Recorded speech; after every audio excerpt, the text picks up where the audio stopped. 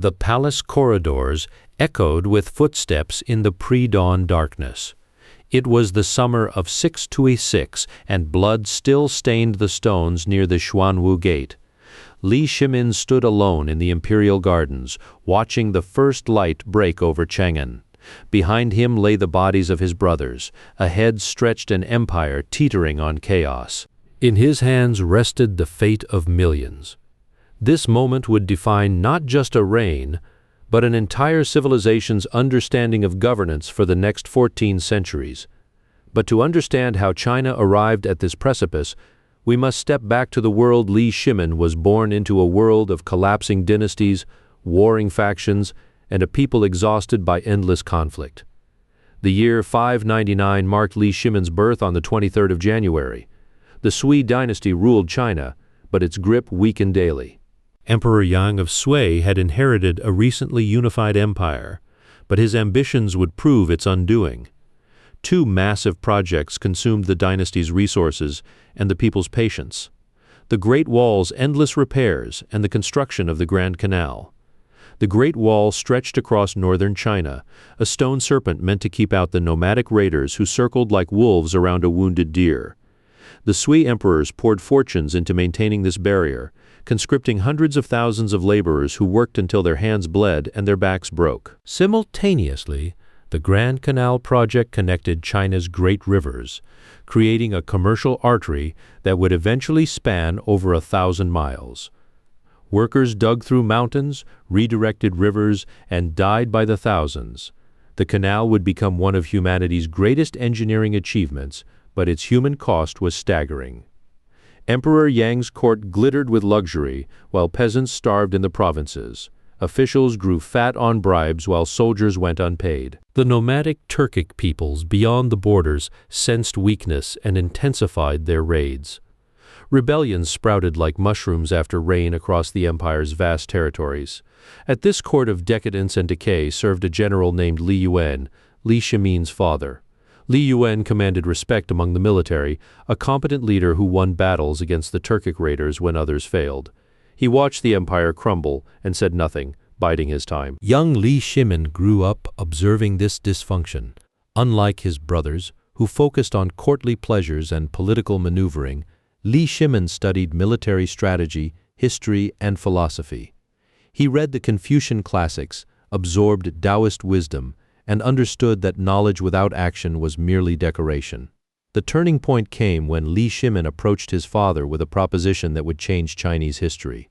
The conversation occurred in private, away from the ears of palace informants who reported everything to Emperor Yang's paranoid court. "Father," Li Shimin said, "the empire is dying. You have the army's loyalty. The provincial lords respect you. Even the Turkic Khans know your name.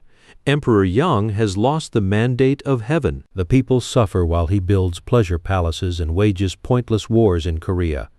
Li Yuan understood the danger in such talk. Treason meant death for entire families, 9 generations wiped out, but he also recognized truth when he heard it. Li Shimin continued, "I can negotiate with the Eastern Turks. Their Khagan wants stability as much as we do. If we promise them trade and tribute, they'll support our claim. With their cavalry and your infantry, we can take the capital within months."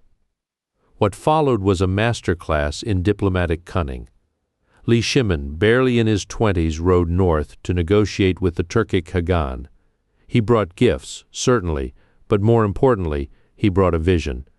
The Turks had raided China for generations, but raids brought only temporary plunder. An alliance could bring permanent prosperity. The Khagan listened to this young Chinese aristocrat who spoke of mutual benefit rather than submission.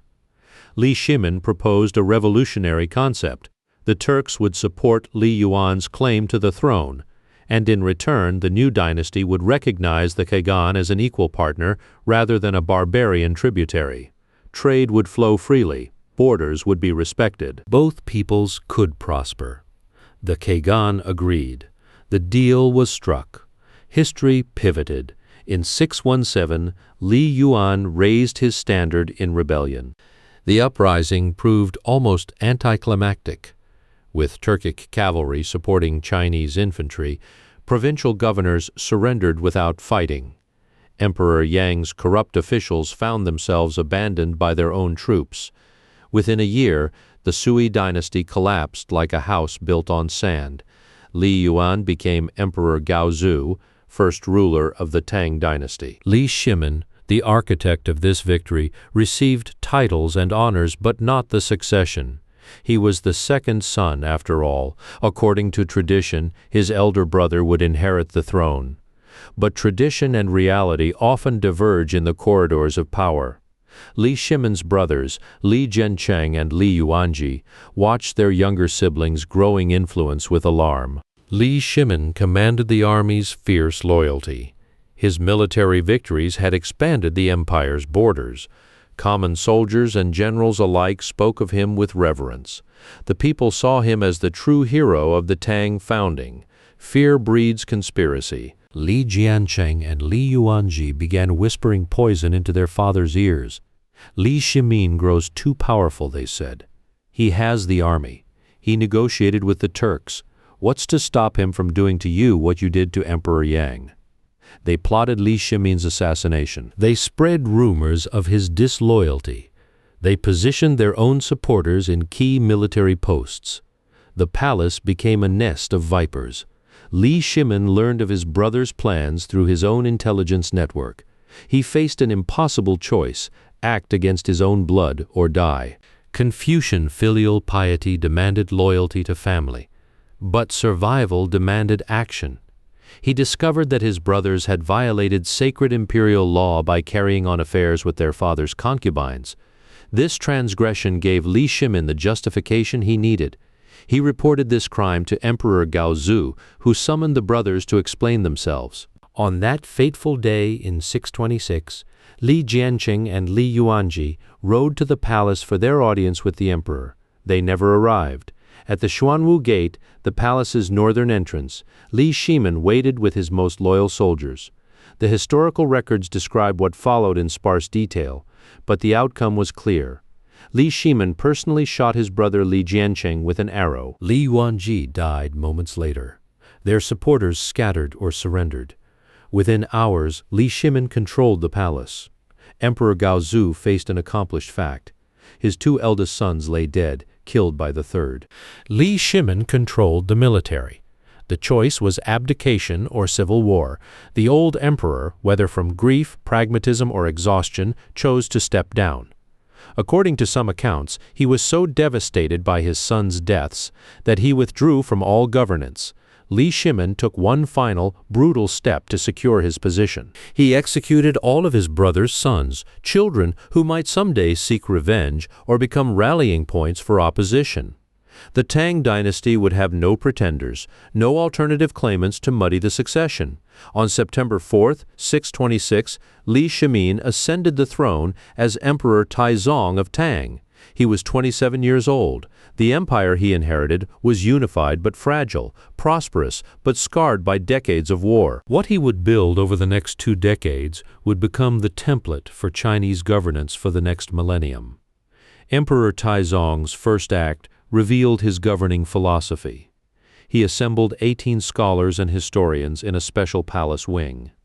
These men received an extraordinary mandate: record everything. 2 scribes attended every imperial audience. One recorded the emperor's words. Another documented his actions. Nothing would be hidden from history's judgment. Why this obsession with documentation? Because Taizong understood power's corrupting influence. He knew that absolute power required absolute accountability. Even if that accountability came only from history's verdict, he wanted future generations to judge his every decision, his every word. This transparency extended to governance. Taizong instituted morning audiences where officials could challenge his decisions. Ministers were encouraged, required, even to voice disagreement. The emperor, who had killed his brothers to seize power, now created a system where subordinates could question him openly. One famous exchange illustrates this dynamic. When Taizong proposed a military campaign, his chief minister Wei Zheng opposed it vehemently, citing the cost in lives and treasure. Taizong argued back. The debate grew heated. Finally, Taizong conceded the point and canceled the campaign. Later, he told his court, "A ruler who surrounds himself with yes-men is a ruler who will fail. Wei Zheng is my mirror. He shows me my flaws. This wasn't mere rhetoric." Taizong genuinely believed that the emperor served the people, not the reverse. He frequently quoted a maxim that would echo through Chinese political thought. The emperor is a boat, the people are water. Water can support the boat or overturn it. This philosophy drove his administrative reforms. The Sui Dynasty's bureaucracy had been a tangled mess of overlapping jurisdictions and duplicate offices, a system practically designed to breed corruption. Taizong streamlined everything. He created three main government departments: the Department of State Affairs, the Imperial Secretariat, and the Chancellery. Each had clearly defined responsibilities. No more officials tripping over each other or passing blame.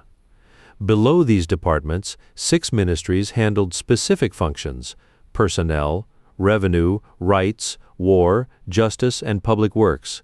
The system was hierarchical, centralized, and efficient. For the first time, every official knew exactly who they reported to and what they were responsible for. But structure alone doesn't prevent corruption. Taizong's anti-corruption measures were revolutionary. First, he instituted competitive examinations for government positions. Birth and connections no longer guaranteed office. You had to pass rigorous tests on history, philosophy, law, and administration. These examinations were brutally difficult. Candidates spent years preparing, memorizing thousands of classical texts. The tests covered everything from Confucian ethics to practical governance, from poetry to mathematics. Only the most capable passed. This meritocratic system, imperfect but revolutionary for its time, would remain a cornerstone of Chinese governance until the 20th century. Second, Taizong created an inspection system. Censors traveled the empire, investigating officials unannounced. They checked tax records, interviewed citizens, and examined local conditions. Corrupt officials faced severe punishment, including execution for the worst offenders. 7 high-ranking officials were executed during one particularly thorough purge. Third, Taizong personally reviewed the performance of provincial officials. In his private chambers, screens displayed the names of governors and magistrates across the empire. He studied reports on their governance, their honesty, their effectiveness. Promotions and demotions flowed from these reviews. Officials knew the emperor watched them, always. The tax system received similar attention. Previous dynasties had taxed haphazardly, squeezing peasants until they rebelled. Taizong ordered a comprehensive census, every household counted, every field measured. Taxes were then set at sustainable levels. The goal wasn't maximum extraction, but optimal revenue that didn't impoverish the taxpayers. He also reformed markets and trade. Standardized weights and measures were enforced throughout the empire. Market inspectors ensured merchants didn't cheat customers. Quality standards were established for various goods. The free market operated within a framework of fairness, at least in theory. Agricultural policy reflected Taizong's core belief that peasants were the foundation of empire. He reduced corvée labor requirements, the forced work that had killed thousands building the Sui Dynasty's grand projects. He established grain reserves for famine relief. When locusts devastated crops one year, Taizong reportedly ate several of the insects, declaring that he would rather they consume his entrails than his people's grain. Land distribution followed a system where the state owned all land but granted usage rights to farming families. Each household received plots based on size and need. They could work the land, pass it to their children, even sell their usage rights, but ultimate ownership remained with the state, preventing the concentration of land in aristocratic hands that had plagued previous dynasties. This system had profound implications. Peasants weren't serfs bound to masters, but they weren't fully independent either. They were, in essence, tenants of the state. They owed taxes and occasional labor service, but in return received protection and the right to work their land undisturbed. The legal code Taizong promulgated, the Tang Code, became one of history's most influential legal documents. It categorized crimes systematically and prescribed specific punishments for each. Importantly, it limited arbitrary punishment. Judges couldn't simply make up sentences. The law applied to everyone, at least in principle. Capital punishment received special scrutiny. Any death sentence required 3 levels of review. Provincial courts made the initial judgment, but it had to be confirmed by higher courts and ultimately by the emperor himself. Taizong reportedly agonized over death sentences, sometimes reviewing cases late into the night. One extraordinary incident demonstrated his attitude toward justice. Taizong granted temporary release to hundreds of condemned prisoners, allowing them to return home to settle their affairs and say goodbye to their families. The condition, they had to return voluntarily for execution. Remarkably, almost all returned as promised. Whether this story is entirely factual or partly legendary, it reveals how Taizong wanted to be remembered as a ruler who trusted his people and valued human life. But we must address the elephant in the room. How could a man who murdered his brothers and their children be considered a model ruler? This paradox lies at the heart of Chinese political philosophy. The concept of the mandate of heaven provided the answer. According to this doctrine, heaven granted authority to rule based on virtue and effectiveness. A good ruler maintained harmony and prosperity. A bad ruler lost the mandate, evidenced by natural disasters, rebellions, and social chaos. When a ruler lost the mandate, rebellion became not just justified but necessary. Taizong's supporters argued he saved China from incompetent leadership. His brothers would have been weak emperors, leading to civil war and suffering. By acting decisively brutally, yes, but decisively he prevented greater bloodshed. The ends justified the means. This logic might seem like convenient rationalization, and perhaps it was, but it also reflected a genuinely different conception of political legitimacy. Western political thought often emphasizes procedural legitimacy. Following the rules matters as much as outcomes. Chinese political thought emphasized consequential legitimacy. Results matter more than procedure. A ruler who brought peace and prosperity had the mandate, regardless of how he obtained power. Taizong's foreign policy demonstrated strategic brilliance. He inherited conflicts with the Turkic Khaganate, Tibet, and various Central Asian kingdoms. Rather than pursue endless warfare, he combined military strength with diplomatic finesse. The relationship with the Turks exemplified his approach. After defeating them militarily, Taizong offered generous peace terms. He didn't attempt to subjugate or humiliate them. Instead, he proposed a dual sovereignty arrangement unprecedented in Chinese history.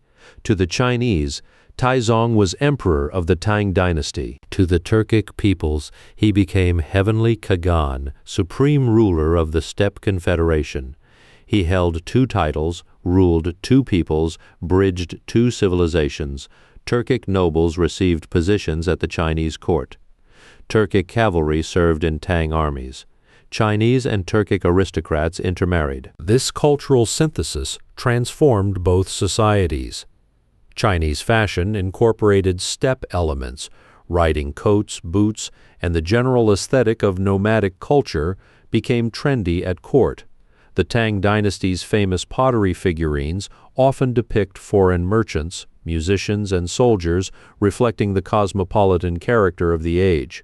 Conversely, Turkic elites adopted Chinese administrative practices, writing systems, and cultural forms.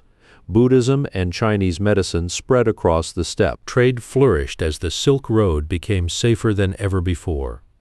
Taizong's armies extended Tang control deep into Central Asia, securing the entire Silk Road. Chinese garrisons were established in distant oases. Tributary missions arrived from Persia, India, and kingdoms whose names have been lost to history. Chang'an, the Tang capital, became the world's largest and most cosmopolitan city, home to perhaps 1 million people speaking dozens of languages. This brings us to the complex religious landscape of Tang China. How did Confucianism, Taoism, and Buddhism coexist? The answer reveals fundamental differences between Chinese and Western approaches to belief systems. Confucianism wasn't really a religion in the Western sense.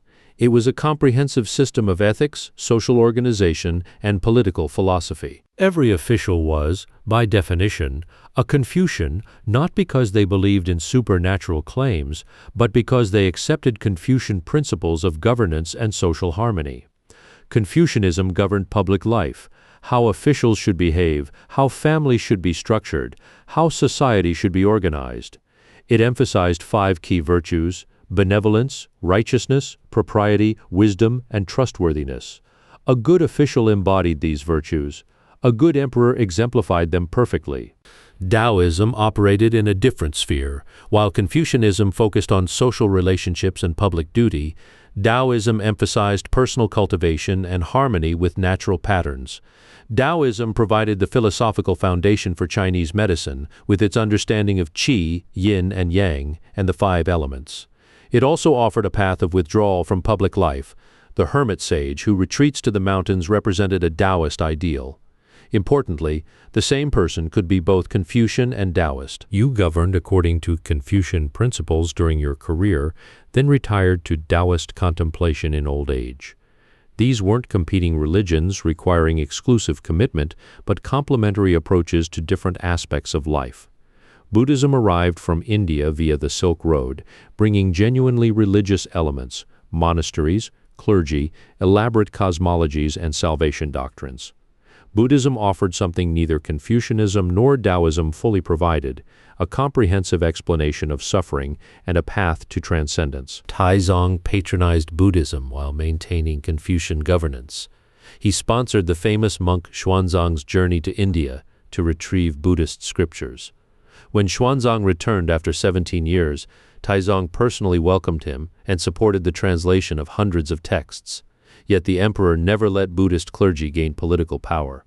Religion served the state, not vice versa. This instrumental approach to religion might seem cynical, but it reflected a pragmatic philosophy: use whatever works.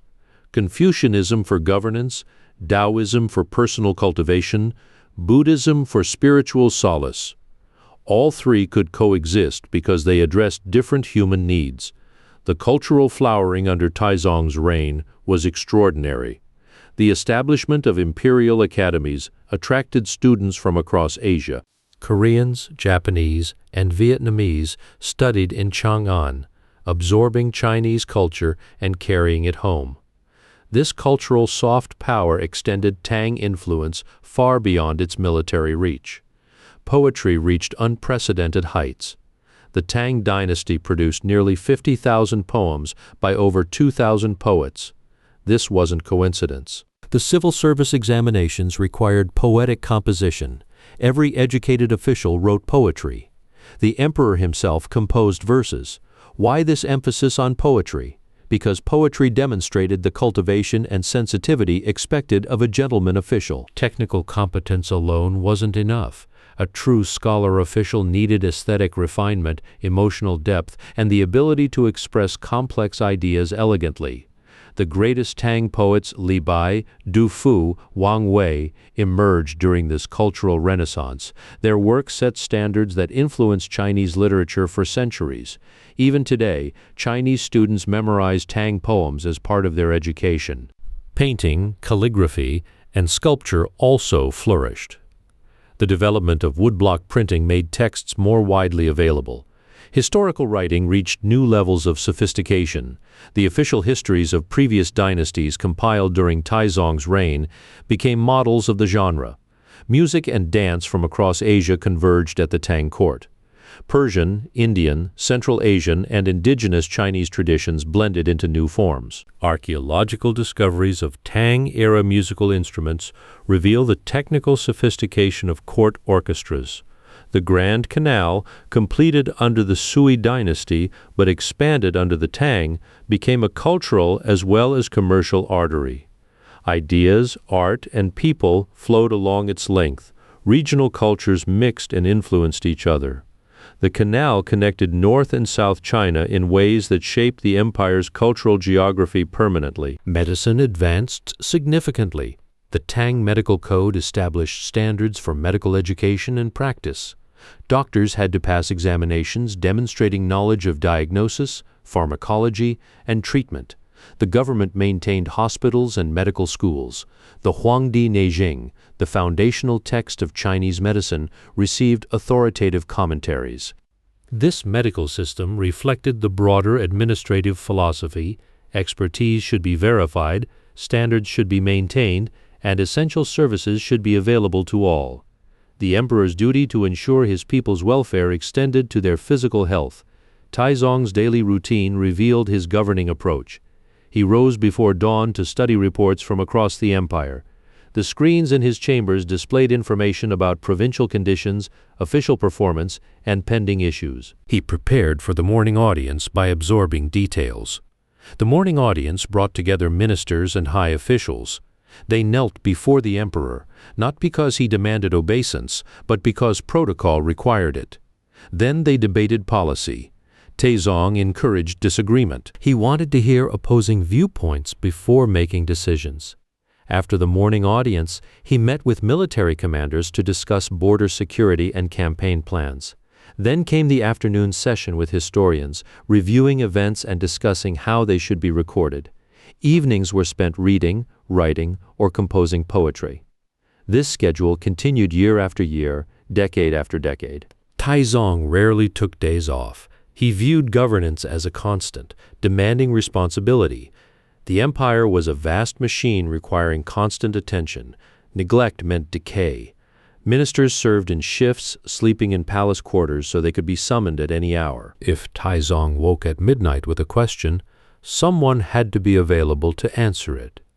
This might seem tyrannical, but it reflected the emperor's own work ethic. He demanded much from his officials because he demanded even more from himself.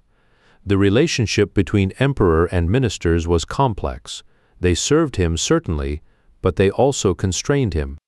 When Taizong proposed policies his ministers considered unwise, they objected forcefully. Sometimes he overruled them, sometimes he yielded. The system worked because Taizong genuinely wanted good governance more than he wanted unquestioned authority. Wei Zheng, the minister who most frequently challenged Taizong, became famous for his blunt criticism. When Taizong made a poor decision, Wei Zheng told him so publicly. When Taizong showed signs of arrogance or complacency, Wei Zheng reminded him of his responsibilities. After Wei Zheng's death, Taizong reportedly said he had lost his mirror, the person who showed him his flaws. This culture of remonstrance, the duty of officials to criticize the emperor, became a Tang Dynasty hallmark. It wasn't always honored in practice, of course. Weak emperors punished critics, but the principle remained embedded in the system. Officials who failed to speak up when they saw problems were considered derelict in their duty. The military remained crucial throughout Taizong's reign. Despite his preference for diplomatic solutions, he understood that military strength made diplomacy effective. Tang armies campaigned in all directions, securing borders and expanding influence. The army's organization reflected the broader administrative philosophy: clear chains of command, merit-based promotion, and systematic training created a professional force. Soldiers received regular pay and supplies. Veterans received land grants. Military service became a respected career path rather than a desperate last resort. The integration of Turkic cavalry proved particularly important. These mounted archers provided mobility and striking power that Chinese infantry lacked. Combined arms tactics, cavalry, infantry, and siege engineers working together made Tang armies nearly unstoppable. But Taizong preferred to win without fighting when possible. He used military demonstrations to intimidate enemies into submission. He exploited divisions among opponents, supporting one faction against another. He offered generous surrender terms to encourage defection. War was a tool, not an end in itself. This pragmatic approach to warfare reflected deeper philosophical principles. Confucian thought emphasized that the best general wins without fighting. Taoist philosophy taught that force should be used minimally and precisely, like water flowing around obstacles. Taizong absorbed these lessons and applied them strategically. Economic prosperity under Taizong resulted from deliberate policies. Low taxes encouraged agricultural production. Investment in infrastructure. Roads, canals, granaries, facilitated trade, standardized currency and weights simplified commerce. The government avoided monopolies and price controls, allowing markets to function while preventing exploitation. The census provided the foundation for rational economic planning. Knowing how many people lived where, what they produced, and what they needed allowed officials to anticipate problems and allocate resources efficiently. Famine relief became systematic rather than haphazard. Tax collection became predictable rather than arbitrary. Trade along the Silk Road brought exotic goods to China. Persian rugs, Indian spices, Central Asian horses, Roman glassware, Chinese silk, porcelain and tea flowed westward. Merchants grew wealthy. Cities prospered. The economy expanded. This prosperity wasn't evenly distributed, of course. Aristocrats and merchants lived far better than peasants. But compared to the chaos of the Sui Dynasty's collapse, even peasants benefited from stable governance and reduced taxation. Contemporary accounts describe a time when travelers could sleep safely on roadsides and lost property was returned to its owners. Whether entirely accurate or somewhat idealized, these descriptions suggest a society with functioning law and order. Taizong's personal character combined contradictions. He could be ruthless, the murders of his brothers proved that. Yet he could also be merciful, agonizing over death sentences and granting pardons. He was supremely confident, yet he actively sought criticism from his ministers. He was a warrior who preferred peace, a pragmatist who studied philosophy, an autocrat who limited his own power. These contradictions perhaps made him an effective ruler. He understood that governance required both strength and flexibility, both principle and pragmatism. He could make hard decisions when necessary, but also change course when proven wrong. His relationship with his wife, Empress Wende, revealed his more human side. She reportedly advised him on policy matters and moderated his temper. When she died in 636, Taizong was devastated. He had a tower built where he could gaze toward her tomb. For months, he couldn't focus on governance. The emperor who seemed invincible proved vulnerable to grief like anyone else. As Taizong aged, he became more conservative and cautious. The bold reformer of his youth gave way to a defender of established order. He began preparing his son for succession, determined to avoid the succession crisis that had marked his own rise to power. He established clear rules for imperial succession that would, he hoped, prevent future bloodshed. When Taizong died in 649, he had ruled for 23 years. He left behind an empire at the height of its power and prosperity. The Tang Dynasty would continue for another 2.5 centuries, but historians would remember Taizong's reign as its golden age. Why does Taizong matter today, over 13 centuries after his death? Because his governance model continues to influence Chinese political thought. When Xi Jinping quotes classical texts about governance, he frequently draws on Taizong's pronouncements. When Chinese officials discuss anti-corruption campaigns, they reference Taizong's policies. When Chinese strategists consider how to extend influence without military force, they study Taizong's diplomacy. The idea that rulers serve the people rather than vice versa, though often honored more in breach than observance, remains a powerful principle in Chinese political discourse. The emphasis on meritocracy, on selecting officials based on ability rather than birth, continues to shape Chinese governance. The belief that China should be a cultural as well as political power reflects Taizong's legacy. Even the contradictions of Taizong's reign resonate today. How can a one-party state claim to serve the people? How can authoritarian governance coexist with economic dynamism? How can China be both a nation-state and a civilization state? These paradoxes echo the tensions Taizong navigated. Absolute power constrained by principle, autocracy tempered by accountability, unity achieved through diversity. Mao Zedong studied Taizong's reign carefully. When Mao claimed territories in Central Asia based on historical precedent, he pointed to Tang Dynasty borders. When he emphasized that officials must serve the people, he echoed Taizong's philosophy. When he insisted that China deserved great power status, he invoked centuries of Chinese civilization. with the Tang Dynasty as its pinnacle. Contemporary Chinese leaders continue this pattern.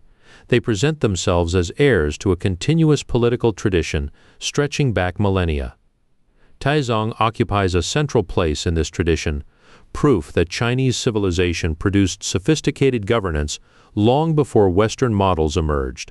This historical consciousness shapes how China engages with the world today. When Chinese officials speak of win-win cooperation and mutual benefit, they're applying principles Taizong used with the Turkic Khaganate. When China builds the Belt and Road Initiative, it consciously evokes the ancient Silk Road that flourished under Tang protection.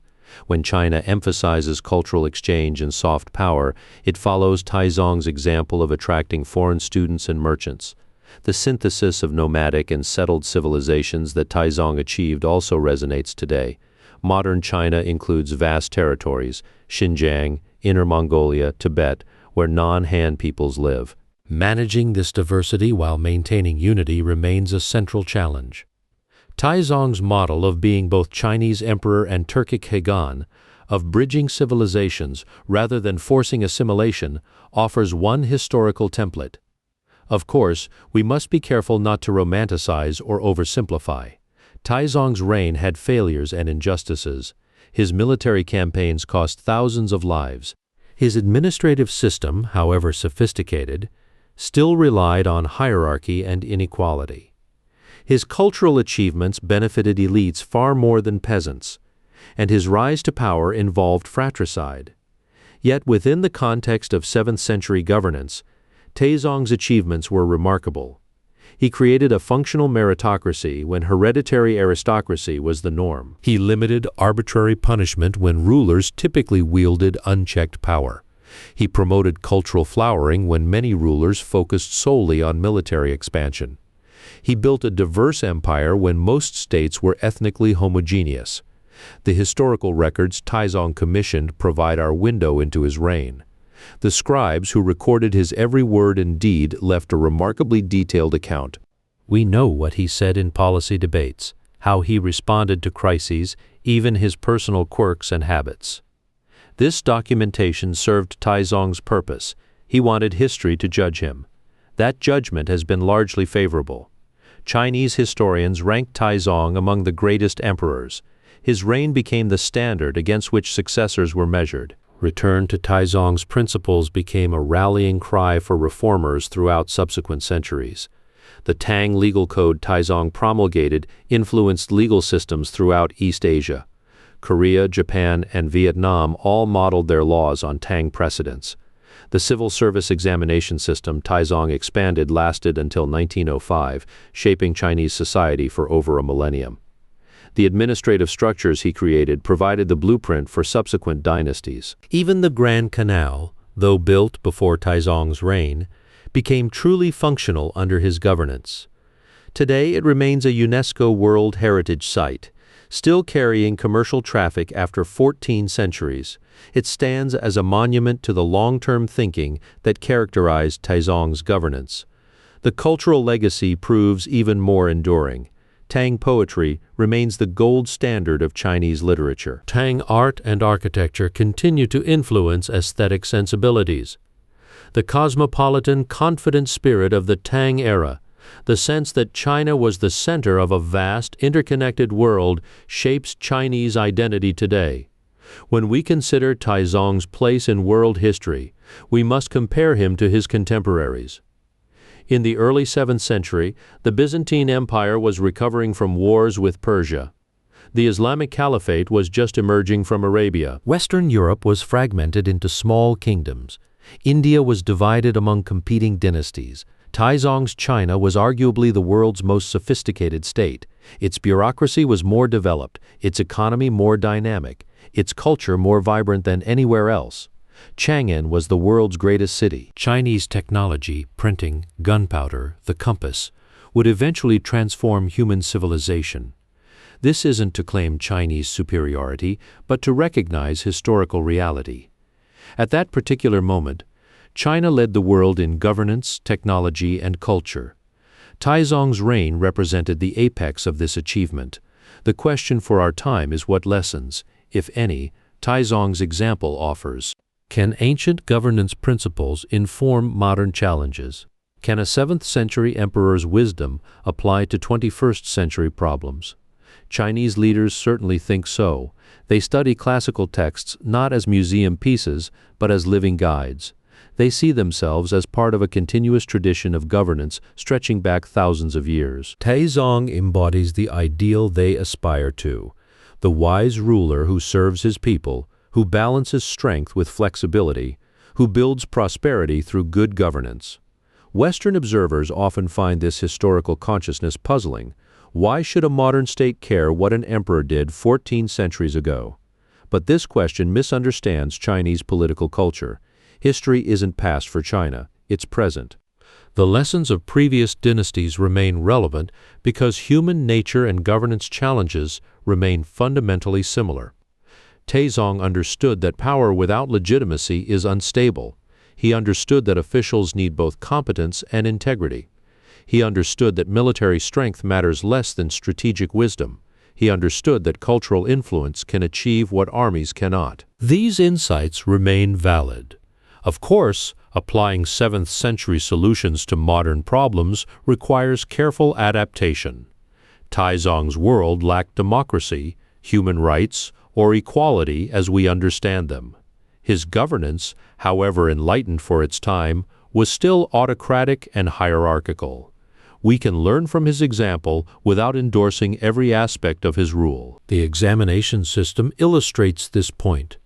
Taizong's meritocracy was revolutionary, opening government service to talent rather than reserving it for aristocrats. But the exams tested classical knowledge, not practical skills. They excluded women entirely. They perpetuated a particular cultural orthodoxy. Modern meritocracy must be more inclusive and relevant. Similarly, Taizong's anti-corruption measures were sophisticated but relied heavily on surveillance and harsh punishment. Modern anti-corruption efforts must balance effectiveness with due process and civil liberties. We can admire Taizong's commitment to clean government while questioning his methods. The relationship between ruler and ruled that Taizong embodied, the emperor as servant of the people, contains both wisdom and danger. The wisdom lies in recognizing that governance should benefit the governed. The danger lies in the assumption that a wise autocrat can determine what's best for everyone. Modern democracy rests on the principle that people should determine their own interests. Yet even here, Taizong's example offers insight. His insistence on hearing criticism, on surrounding himself with advisors who would challenge him, on being accountable to history if not to voters. These practices recognize that power needs constraints. A ruler who thinks he's always right will make catastrophic mistakes. As we conclude this exploration of Taizong's life and reign, we return to that moment in 626 when he stood in the palace gardens, blood on his hands, empire at his feet. The young man who had killed his brothers to seize power would spend the next 23 years trying to justify that act through virtuous governance. Did he succeed? History's verdict is complex. He built a great empire and established principles that lasted centuries. He promoted prosperity, culture, and learning. He created systems that balanced power with accountability. Yet he also committed terrible acts and maintained an autocratic system that denied most people any voice in governance. Perhaps the lesson is that historical figures resist simple categorization. Taizong was neither pure hero nor pure villain, but a complex human being who made both wise and terrible choices. We can learn from his achievements while acknowledging his crimes. We can admire his governance philosophy while rejecting his autocracy. We can study his example while adapting his lessons to our own time. The story of Li Shimin, Emperor Taizong of Tang, reminds us that governance is difficult, that power corrupts but can also accomplish great things, that the best leaders combine strength with wisdom, and that history's judgment, while never final, matters profoundly. What do you think about Emperor Taizong's legacy? Do his achievements justify his methods? Can autocracy ever be enlightened? How should we judge historical figures by modern standards? Share your thoughts in the comments below. If you found this exploration of Chinese history fascinating, Please like this video and subscribe to the channel for more deep dives into the pivotal moments and figures that shaped our world. History isn't just about the past, it's about understanding how we got here and where we might go next. The story of Emperor Taizong's reign offers us a window into a different conception of power, one where authority derives not from divine right or popular consent, but from demonstrated virtue and effective governance. This model, forged in the crucible of 7th century China, continues to shape political thought across East Asia today. When Mao Zedong invoked Taizong's territorial claims in his disputes with the Soviet Union during the 1970s, he was doing more than making a historical argument. He was asserting that China's identity extends across millennia, that the territories controlled during the Tang Dynasty remained, in some fundamental sense, Chinese. This wasn't mere nostalgia, it was a claim about civilizational continuity that few other nations could credibly make. The Belt and Road Initiative, China's massive infrastructure project connecting Asia to Europe, consciously evokes the Silk Road that flourished under Taizong's protection. When Chinese officials speak of creating win-win partnerships and mutual prosperity, they're applying principles Taizong pioneered, using economic integration and cultural exchange to extend influence without direct conquest. The parallels aren't accidental. They're deliberate invocations of a historical model. Taizong's approach to Buddhism reveals another dimension of his legacy. By securing the Silk Road militarily, he made it safe for Buddhist monks and texts to travel from India through Central Asia into China. The famous monk Xuanzang's 17-year journey to retrieve Buddhist scriptures occurred under Taizong's reign, and the emperor personally welcomed him back, providing resources to translate hundreds of texts. This wasn't just religious patronage, it was cultural policy. Buddhism spread throughout East Asia, along routes Taizong's armies protected, fundamentally shaping the spiritual landscape of the region. The examination system Taizong expanded deserves special attention because it created something revolutionary, a meritocracy based on demonstrated knowledge rather than inherited privilege. For over a millennium, this system shaped Chinese society, creating a scholar-official class whose authority derived from proven competence.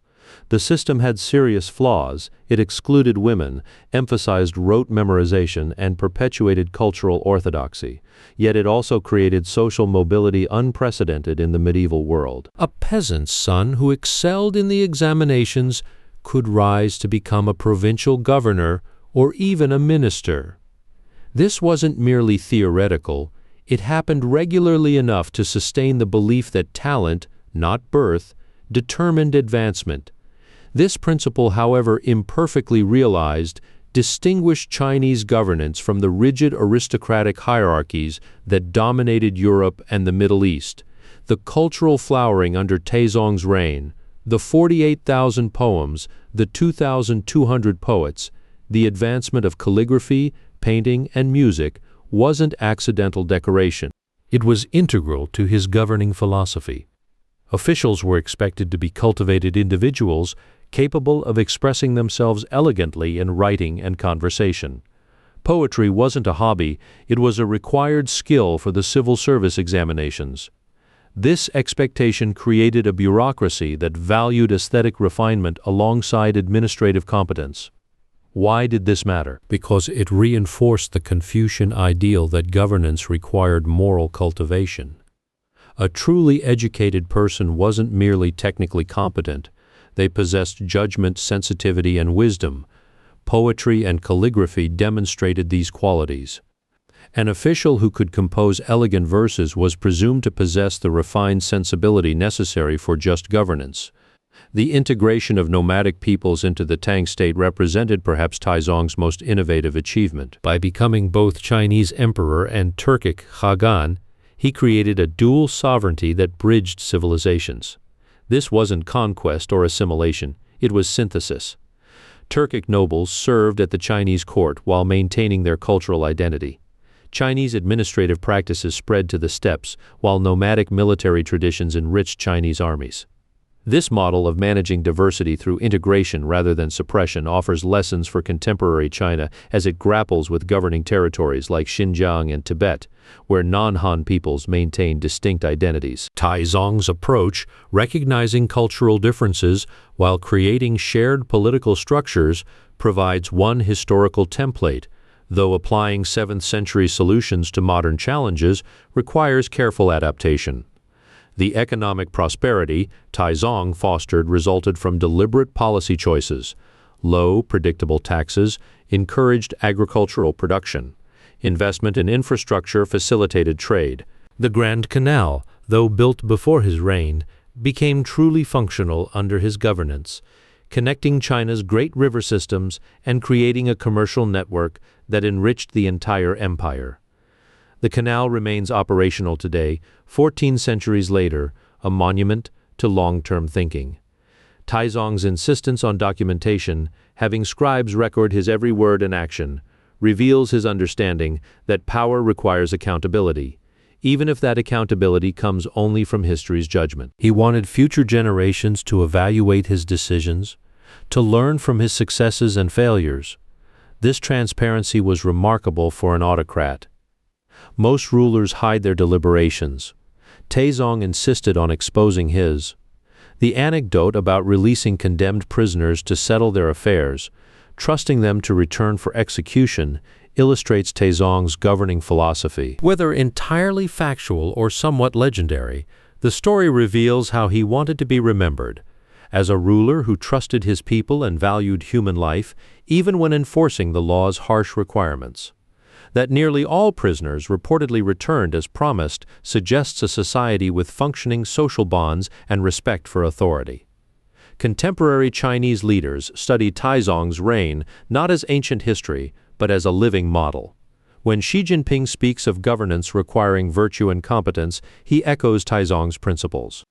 When Chinese officials emphasize meritocracy and anti-corruption, they reference Taizong's policies. When China projects cultural influence through Confucius institutes and cultural exchanges, it follows Taizong's example of using soft power to extend influence. The paradoxes of Taizong's reign, autocratic power constrained by principle, unity achieved through diversity, military strength deployed primarily for diplomatic leverage, resonate in contemporary Chinese governance. How can a one-party state claim to serve the people? How can authoritarian governance coexist with economic dynamism? These questions echo the tensions Taizong navigated. His daily routine of rising before dawn to study reports, holding morning audiences where officials challenged his decisions, reviewing provincial governance, and meeting with historians to ensure accurate documentation, this relentless work ethic set a standard. Governance wasn't a privilege to be enjoyed, but a responsibility to be fulfilled. The empire was a vast machine requiring constant attention. Neglect meant decay. The relationship with his chief minister Wei Zheng exemplified the culture of remonstrance Taizong fostered. Wei Zheng criticized the emperor publicly and forcefully when he believed Taizong erred. Rather than punishing this insubordination, Taizong valued it, calling Wei Zheng his mirror, the person who showed him his flaws. After Wei Zheng's death, Taizong mourned losing this critical voice. This wasn't weakness but wisdom, recognizing that unchallenged power leads to catastrophic mistakes. When we consider what Taizong left behind, a prosperous empire where people reportedly didn't lock their doors at night, where lost property was returned to its owners, where travelers could sleep safely on roadsides, we see a society with functioning law and order. Whether these descriptions are entirely accurate or somewhat idealized, they suggest a level of security and social trust rare in any era. The significance of Taizong's reign extends far beyond China's borders. The legal code he promulgated influenced law throughout East Asia. The administrative structures he created provided blueprints for subsequent dynasties. The cultural achievements of his era set standards that shaped Chinese civilization for centuries. The diplomatic model he pioneered, using economic integration and cultural exchange to extend influence, remains relevant today. For 14 centuries, Chinese reformers have invoked Taizong's example. Return to Taizong's principles became a rallying cry whenever the empire faced crisis. This enduring influence testifies to the power of his model: governance based on merit, constrained by principle, accountable to history, and devoted to the people's welfare. As we reflect on Emperor Taizong's legacy, we must acknowledge both his achievements and his crimes. He murdered his brothers and their children to seize power, an act that stains his memory permanently.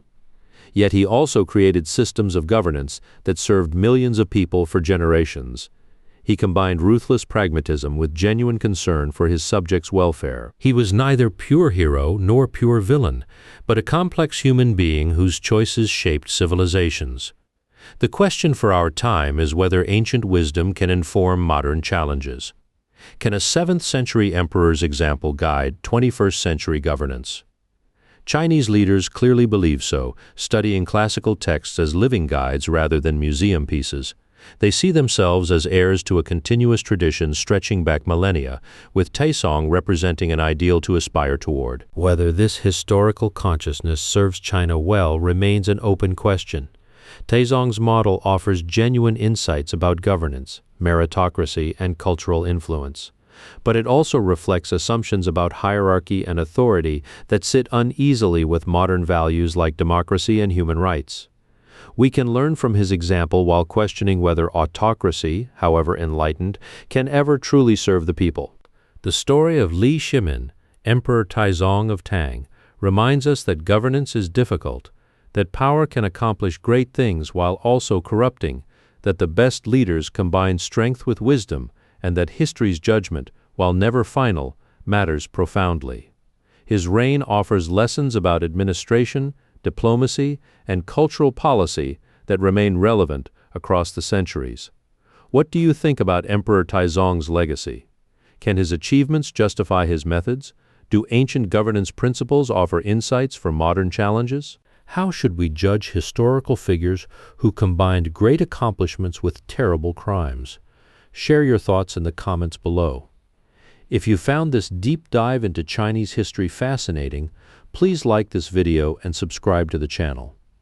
We explore the pivotal moments and figures that shaped our world because understanding history isn't just about the past, it's about comprehending how we got here and imagining where we might go next. History lives in the present, teaching us that human nature and governance challenges remain fundamentally similar across the centuries, even as the specific solutions must evolve with changing times.